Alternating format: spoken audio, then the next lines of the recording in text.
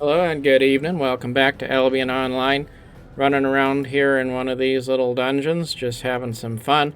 And today we're talking about being wrong and how important it is. We live in a world of people being right all the time. Everyone's right about something. They're right about political opinions. They're right about their religious views. They're right about, I don't know, always something, right? Everybody's right about something. Everybody knows the truth, and dear Lord, you better not disagree with them, because if you do, um, well, God save your soul, right? Well, that ain't how it really ought to be. But why is it that way? Well, the reason it's that way is because people are afraid to be wrong. So people, they commit to things like their job because what happens if they didn't go to work and they didn't have that job to complain about and work long hours about and then bitch about it? Well, they wouldn't know what to do because they base their identity on that job. They base their identity on having something to complain about, someone to complain about, right? And that's just the truth. And then there's people who go to church on Sunday and things like that. What would happen if they stopped believing in their faith? Then, well, maybe their whole life would be upended. They'd be totally turned upside down because they spent their whole life believing in this stuff. And if you spend your whole life believing that this one thing, this like one book that was written, is the definition of all truth on earth, and as a matter of fact, all truth in the cosmos, maybe, then what happens when you wake up one day and you realize, okay, maybe this isn't really actually true? Well, you got nowhere left to go because you never had any infrastructure in your life, no plan for how to cope with being wrong.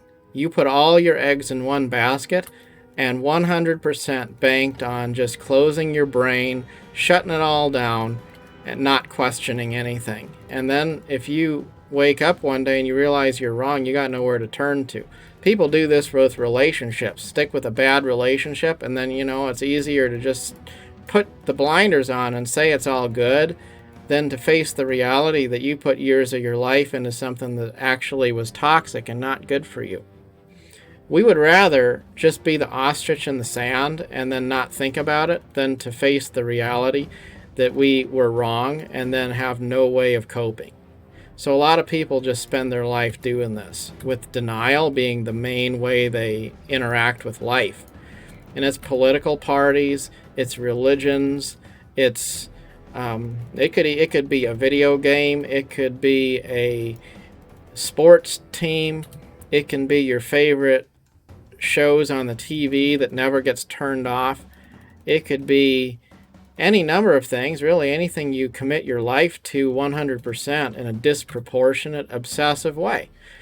But a lot of people will criticize others, and they think that they have got some kind of truth and other people are ignorant morons because maybe, you know, you got somebody and they're a church going person, but they're not committed to their job, so they'll judge the people that are workaholics.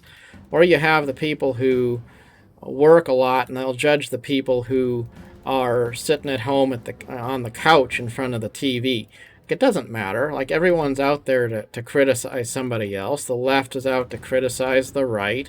The conservatives are going to be talking about how evil and depraved the liberals are, and the liberals are going to be saying the same about the others. And the left will be saying that the right doesn't believe in science or something like that, and the right will be raging because the left doesn't believe in God. In reality, and truth is, everybody has some frontier out there where you don't know the truth. We don't know where the edge of the universe is. We don't know the truth behind the story about the beginning of time. There's something we don't understand, no matter who we are. There's no scientific people who understand all things about existence. In a sense, we're all religious people, in the sense that we have to have a sense of faith and wonder to internalize and cope and comprehend a world that we don't actually have the knowledge to understand. So there's a lot more in common between religious people and agnostics and all the other different ideas in between.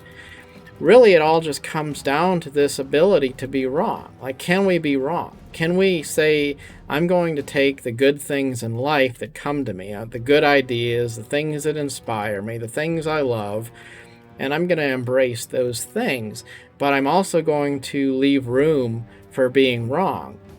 It's like this game I'm playing here. This is based off of Arthurian legend, or the Albion Online game. It's all about like the knights of Merlin and Morgana and all that stuff. It's old, ancient European legends that somebody kind of used as loose framework for inspiration for a video game, all right? Well, you don't have to know about all that stuff, but suppose I immerse myself into this lore and I think that that's all there is in life. Well, then everything in life has to be filtered through, what how it's connected to Arthurian legend. Well, that doesn't really make sense. Like, that's disproportionately obsessing over one thing. Like, I could love Star Trek, and then I'm going to be 100% into that, so everything's all about Star Trek, and I want to role play myself as a Starfleet captain, and everything has to be all about the Star Trek universe because that's the only thing that's real to me. I remember watching this, reading this thing, actually. It was an article about the Avatar movies, and what they said was some people watched those Avatar movies and they loved them so much that they wanted to go live in the Avatar universe because it was sort of like bluish and vibrant colors and stuff. And they thought that was cool. And then they started to experience dysphoria because real life wasn't as beautiful as what they'd seen on the movie screen. So these people are now depressed because they wish that real life was like Avatar was, and it's not. And they have no idea how they're going to live with life when it's not good like the Avatar movie world was. So it's kind of like that with people's favorite religions, political parties, games, teams, whatever fixation it is. We all immerse ourselves in something, and we don't want to open our eyes to the possibility of being wrong, because if we did, then we'd have to also answer that question, what are we going to do about it?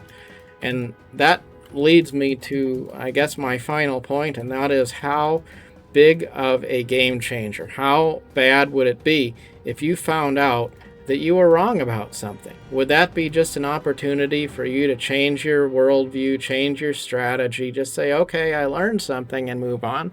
Or would that be a soul-crushing thing where your life is now over? And if it's the latter, if you can't handle being wrong, then you probably are wrong, and you probably should think about it more, because it's not going to help you to be absorbed in the sunk time and sunk cost fallacy, where you think, well, I've spent so much of my life believing this, I can't afford to stop believing it now. Well, if you spent your whole life believing a lie, that doesn't mean that it now is going to be in your best interest to believe it till the day you die. And if you need something to be true so badly that you can't afford to ask the question of whether it's true, well, you're probably believing a lie. That's just the truth. And it's also true that you don't have to totally abandon something just because you know it's not 100% true. It's like Santa Claus. I believe in Santa Claus. I don't believe that he goes like squeezing down chimneys and stuff on Christmas Eve, but I do believe in the spirit of giving, and I think that there's a certain nobility and joy in the story of Santa Claus. And perhaps there's even something noble and cute and pleasant about children believing in Santa Claus. But it probably wouldn't be ideal if they believed in Santa Claus for their whole life, though. And that's where we as people should probably avoid being too defined by narratives that we subscribe to. Don't pick your favorite team and then just believe in it blindly forever, whether that's politics or your job or your religion or anything else. Be willing to be wrong and be willing to be proven wrong, and then let things be tested. And if you aren't, if you're not threatened by the truth, then you might have a better experience overall. Because in the end, once you take the blinds off and you start paying attention to things and you start asking questions, it does lead to better places. Might mean that you're a little more alone sometimes, because a lot of people do subscribe to their favorite delusion, and if you don't subscribe to it with them, potentially they don't want you to be around them anymore. And that's all sorts of different people.